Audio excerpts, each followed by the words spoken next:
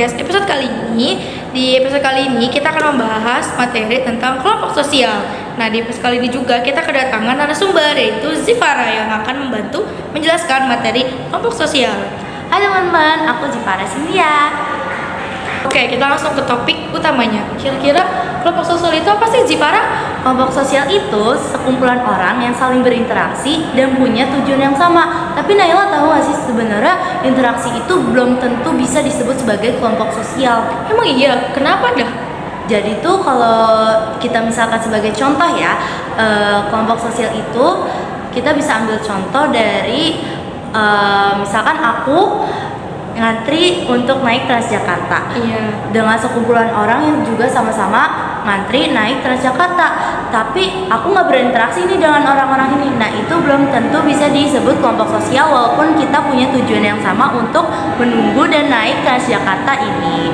Nah, contoh nyatanya di kelompok sosial itu ada di lembaga keluarga. Kalau kita punya keluarga, kita saling berinteraksi setiap hari, itu bisa disebut sebagai kelompok sosial. Kalau di sekolah, kita bisa ambil contoh dari kegiatan belajar mengajar di kelas. Sedangkan buat organisasi kayak di OSIS itu bisa kita sebut sebagai kelompok sosial juga karena punya tujuan yang sama kan? Iya, betul. Berarti kalau misal sekumpulan orang itu belum tentu ya bisa disebut dengan kelompok sosial. Bener. Oke, jadi kalau misalnya selain dari ciri-ciri, kira-kira ada gak sih jenis-jenis kelompok sosial? Ada sih, ada dua nih, ada primer sama sekunder. Kalau primer itu kayak keluarga dan sahabat yang udah lama banget. Kalau sekunder kayak teman sekelas aja nih, sebatas teman dan punya tujuan yang sama. Wah, jenisnya lumayan beragam juga ya. Kira-kira kalau misalnya dari kita dari jenis-jenis itu, ada gak sih manfaatnya?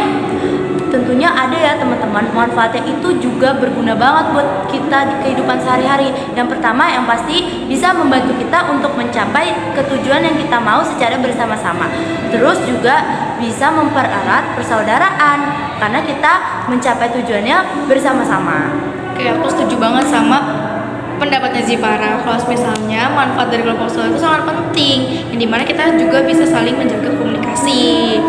Bener banget tuh teman-teman. Untuk itu, karena manusia itu adalah makhluk sosial yang tidak bisa hidup sendiri, kita juga harus punya kelompok sosial. Betul.